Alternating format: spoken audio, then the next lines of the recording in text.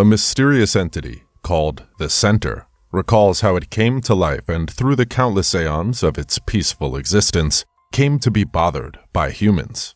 Now, as the so-called rulers of the earth have harnessed the most destructive force in nature, the Center seems fit to cleanse the world of their insufferable existence.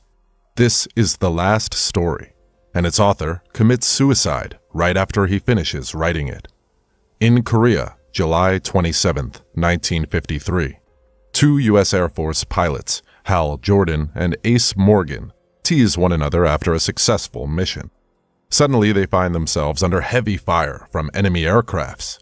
Jordan ejects just in time from his damaged plane. He opens his parachute and literally lands on an enemy soldier. The stranger attacks him with a knife, and Jordan yells at him that the war is over. The soldier doesn't listen, and Jordan has no choice but to shoot him dead. In Gotham City Observatory, a scientist is dying in the hands of an extraterrestrial creature from Mars. The signal he has sent to the Red Planet moments earlier has led the strange being to teleport to the observatory. After the scientist passes away, the Martian covers his dead body and assumes his form. In Indochina, in 1954, Superman meets Wonder Woman in a cabin full of armed women. Superman learns that Wonder Woman has released the women and let them have their revenge against the rebels who had killed their men and put them into cages. The two heroes argue about the moralities of their actions, and shortly afterwards, Superman leaves the cabin. Meanwhile, in Gotham, the alien accustoms himself to the human way of life. It watches TV and shapeshifts into everything he sees.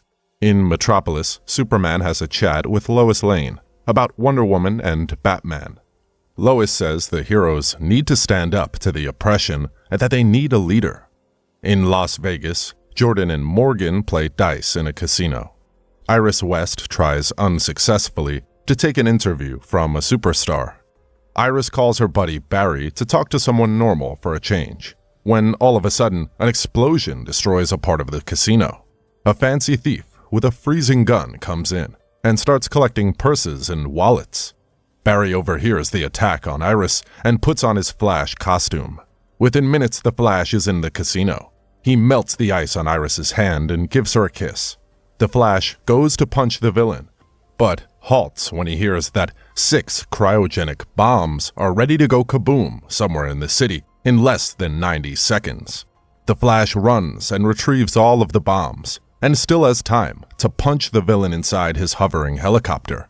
The mysterious entity speaks now through him, before the Flash disrupts the evil man's gun and traps inside an icy fountain. Morgan and Jordan reach Ferris Aircraft's facility, where Jordan has a rather successful job interview over margaritas with a charming young woman named Carol Ferris. In the meantime, the Martian, posing now as a detective named John Jones, comes across many cultists who are getting whooped by Batman. Impressed at first, the Martian goes to assist the masked hero. He gets hit in the head and retaliates with a punch against one of the cultists, who accidentally lights up the place. The sight of flames does something to the Martian, who kneels as if hypnotized. The leader of the cult now attempts to sacrifice a boy, but Batman delivers an uppercut and knocks him down. John's partner quenches the fire, and the boy gets scared by Batman. As the two detectives take the boy, Batman vanishes, and the leader cultist says something ominous about the Center. Jordan performs a series of training exercises before Carol takes him to an underground facility. There he meets Faraday, the man in charge. He informs Jordan about the Martian who contacted the scientist and tells him that he is bound for the first mission in Mars. Batman pays a little visit to Jones and talks with him about the cult. They decide to work together, despite Batman's certainty that Jones is not who he claims to be. The Flash attacks Grodd, and a group of government agents try to capture him, but the Flash is too fast for them. Jones follows leads regarding the cult and learns from a scientist about the classified mission to Mars. Faraday picks up the man, and Jones learns of all his secrets from a single handshake. The Flash interrupts a news bulletin to state that he is giving up. Jones meets up with Batman and tells him that he is leaving Earth by means of secretly using the shuttle that is going to travel to Mars. Faraday, however, notices him and stops him before he gets on board. The Martian knocks Faraday out and allows himself to be taken into custody. In the meantime, an engine failure forces Jordan to take control of the shuttle and guide it back to Earth. His co-pilot regains consciousness, and after fighting with Jordan, he pushes him out of the shuttle. As they enter Earth's atmosphere and everything heats up, Superman arrives and saves Jordan. He tries to save the co-pilot as well, but he triggers the explosives on board and creates a spectacular explosion. Jordan is brought back to the secret facility. Superman talks with Faraday about the weapons stacked inside the shuttle and the Martian they have captured. Wonder Woman practices sword fighting when a giant shadow covers the Paradise Island. Jordan is taken aback by a green explosion and finds himself riding a queer shuttle. He crash lands in the desert, where he finds an alien named Abin Sur.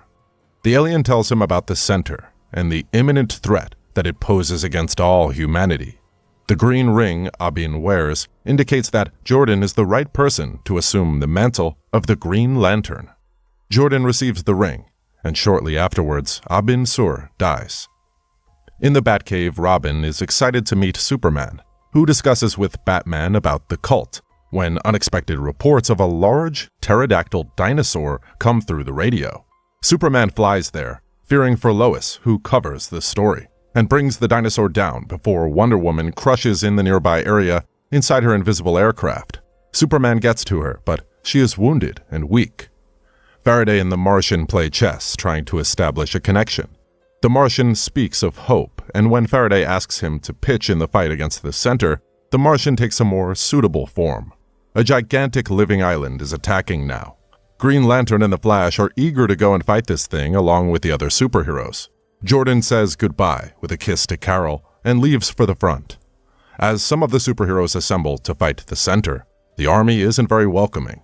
Superman makes them look past their trivial differences and calls upon them to unite under their common goal of freedom and salvation. He forms up a plan and heads on alone to the island to see what he can do. Nasty dinosaur creatures attack him, but Superman punches and burns them with his heat vision. The island retaliates and emits a tremendous blast against him. Superman falls in the water and gets lost. Everyone now is in shock of this unfortunate turn of events. Lois Lane breaks the news to the world, but can't control her tears. Faraday and the rest of the superheroes come up with a plan to defeat that monstrosity that threatens their world. He shows them a device that shrinks things and blows them up, but it needs to be applied piece by piece. Jordan and Morgan offer to go inside the island and place bombs in order to help. As the heroes and soldiers put aside their differences and come together, the sun rises with hope for all. Everyone takes their places, but suddenly, creatures emerge from the dead pterodactyl and attack them. The Martian tries to stop them but passes out. Air fighters fire at the island and its evil occupants. Batman and some of the heroes join them. Meanwhile, the Center tries to control the Martian's mind, turning him into a dinosaur-like creature. Faraday takes down a dinosaur by sacrificing himself. The Martian comes around and attacks, and so does Wonder Woman, who saves a photojournalist and smashes a pair of dinosaur heads with an iron pole before calling everyone to fight on. Jordan and Morgan enter the island and experience a series of terrifying hallucinations before they're overwhelmed by sticky red goo. A strange voice speaks to Jordan and tells him to use the ring. Jordan comes out of his shuttle as the hero Green Lantern. He saves his friend, Morgan, as the bombs detonate and cripple the island from within. Now it's the Flash's turn to play his part. He runs as fast as he can on the surface of the Wicked Island, amidst its horrifying dinosaur inhabitants. The Flash weaves a trail of the shrinking beam all over the island and falls into the water. The Martian and Wonder Woman save him from drowning, but they see that the island is still moving to the shore. Green Lantern engulfs then the island with his green beam. The Center tells him that he can bring it down, but Green Lantern thinks otherwise. He lifts the island and tosses it out of orbit, letting it explode. As the heroes await Green Lantern's return, they are alarmed by an underwater vessel that comes to shore. From within, Arthur of Atlantis emerges, holding Superman. Everyone now rejoices as the world has been saved, and all are alive and well. In one of the final scenes, the superheroes are awarded and praised for their invaluable help. Thanks a lot for watching, guys. If you like this video, please consider subscribing to our channel. I'll be back with another interesting movie recap. Until then, take care.